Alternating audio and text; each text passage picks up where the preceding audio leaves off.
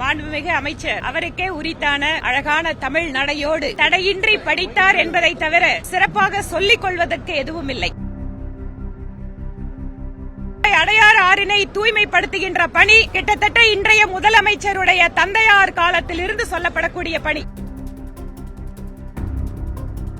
ஆனால் அதில் எந்தவிதமான முன்னேற்றமும் இல்லாமல் ஒவ்வொரு முறையும் வெறும் அறிவிப்புகளாகவே இருந்து வருகிறது. நிதிநிலை அறிக்கை இன்று வெளியிடப்பட்டிருக்கிறது. மாண்புமிகு அமைச்சர் அவருக்கே உரித்தான அழகான தமிழ் நடையோடு தடையின்றி படித்தார் என்பதை தவிர சிறப்பாக சொல்லிக் கொள்வதற்கு எதுவும் இல்லை. நிறைய திட்டங்களில் அறிவிப்புகள் எல்லாமே மத்திய அரசு திட்டங்களுடைய அறிவிப்புகளை ஒட்டி அதற்கு இன்னொரு பெயர் கொடுத்து அறிவித்த திட்டமாகத்தான் இருக்கிறது. அது நகர்ப்புற மேம்பாட்டிற்கு ஸ்மார்ட் சிட்டி திட்டமாக இருக்கலாம். ஆவாஸ் யோஜனா என்பது கலைஞருடைய கனவு இல்லம் என்கின்ற பெயரிலே அறிமுகப்படுத்தி இருக்கிறார்கள்.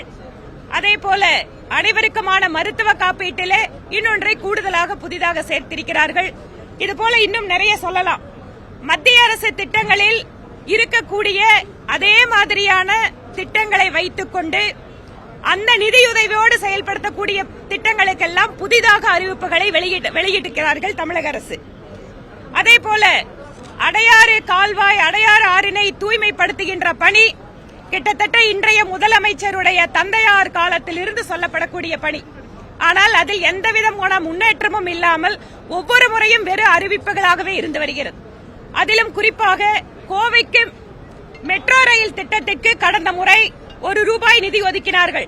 இப்போது திட்ட அறிவிக்கையை அனுப்பியிருக்கிறோம் என்கின்ற பதில் 1 வருடம் கழித்து சொல்கிறார்கள்.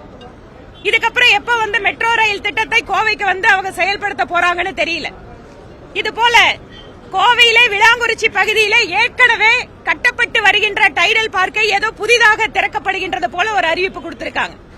இவையெல்லாம் பார்க்கின்ற பொழுது இந்தியாவிலேயே அதிகமாக கடன் வாங்கி இருக்கக்கூடிய மாநிலம் முதல் பட்ஜெட்டிலே பல சிறப்பான உலக அளவில் இருக்கின்ற பொருளாதார நிபுணர்களை எல்லாம் ஆலோசகர்களாக வைத்திருந்து தமிழக அரசு மீண்டும் 3வது முறையாக பட்ஜெட் கொடுக்கும் போது இவ்வளவு பற்றாக்குறையோடு கொடுக்கிறார்கள் என்றால் அந்த உலக பொருளாதார நிபுணர்களுக்கு செலவு செய்த தொகை எவ்வளவு, அவர்கள் கொடுத்த அந்த அறிவுரைகளை எல்லாம் இந்த அரசு பின்பற்றவில்லையா என்கின்ற சந்தேகம் வருகிறது.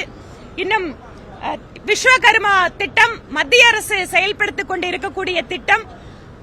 அதே மாதிரியான பயனாளிகள், அதே தொழில் செய்பவர்கள், அவர்களுக்கு நாங்க இன்னொரு பெயர்ல இந்த திட்டத்தை அறிமுகப்படுத்துறோம் சொல்றாங்க. எவையெல்லாம் ஏற்கனவே இருக்கின்ற திட்டங்களோ அதை சிறப்பாக செயல்படுத்துவதை விட்டுவிட்டு ஒன்றிய அரசு அறிவித்த திட்டத்தை நாங்க செயல்படுத்த மாட்டோம், அதுக்கு பதிலா நாங்க ஒரு வேற பெயர் கொடுப்போம் அப்படிங்கிற அந்த ஒரு மத்திய அரசுக்கு எதிரான மனப்போக்கு தான் நிறைய இடங்கள்ல பார்க்க முடிகிறது. அது இல்லாம கடைசியில ஒன்றிய அரசு நிதியுதவி வழங்கல, ஜிஎஸ்டியில எங்களுக்கு இழப்பீடு நிறுத்துறாங்க அப்படின்னு சொல்றாங்க. ஜிஎஸ்டி இழப்பீடுங்கிறது ஏற்கனவே முடிவு செய்யப்பட்ட விஷயம். அதற்கு மாற்றாக மத்திய அரசு நீண்ட கால ஒரு கடன் தொகை உதவியை வழங்கிக் கொண்டிருக்கிறது எல்லா மாநிலத்துக்கும். அதையெல்லாம் வசதியாக மறந்துவிட்டு இந்த நிதிநிலை அறிக்கையிலே மத்திய அரசை குற்றம் சொல்வது போல சில விஷயங்களை சேர்த்து ஒரு அறிக்கையை கொடுத்திருக்கிறார்கள். புதிதாக சொல்வதற்கு எதுவும் இல்லை. நன்றி. செய்திகளை உடனுக்குடனும் துல்லியமாகவும் தெரிந்து கொள்ள சப்ஸ்கிரைப் பண்ணுங்க.